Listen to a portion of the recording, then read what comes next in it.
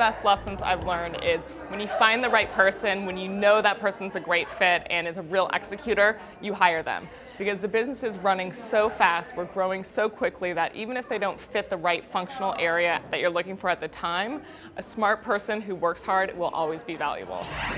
I would say the best advice is not to take too much money too soon. Best advice was crawl, walk, and then run.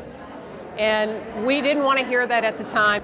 But the good thing about the walking, or the crawling, and then the walking, and then we're at the point now where we're going to start jogging to run, is that we've been able to make mistakes and tweak instead of making a bigger mistake. And so we've been able to adjust, and we're quick and nimble, and that's worked well for us.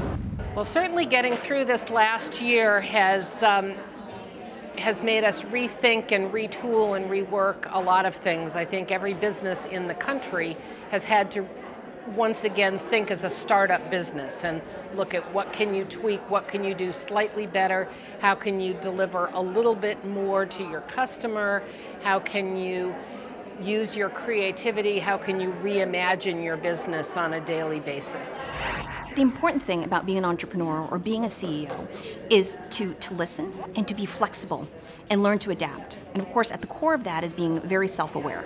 Another piece of advice that I think I've gotten from my mother, I've gotten from other people in the past, is that it's not okay to cry. In fact, I think it's okay to cry. And you could still be the most successful CEO, entrepreneur, or executive in a company. And it's important to just be you.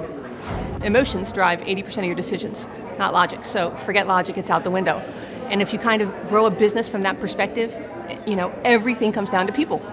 Every single decision, every deal, every success, every failure comes down to people. And if you create an environment and a structure, whether it's a deal or a company, it ultimately is driven by a system that encourages people to succeed. One of the things we do to keep it fun and to keep people engaged is we have a Friday lunch where we actually bring lunch into the office and we have one person present on their functional area or something they're excited about in the company. And people actually fight for those spots to present to the entire company. So, you know, it's a great sign that the morale is there, that people are really engaged in what the mission is.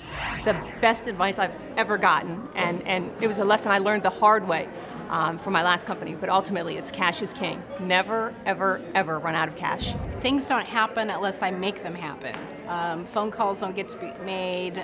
Business doesn't come in the door unless I'm taking an initiative to make that happen. So I like the fact that I kind of grew this out of a very naive state. I live, sleep, eat, and breathe business. And I just assumed everybody did. Yeah, not so much.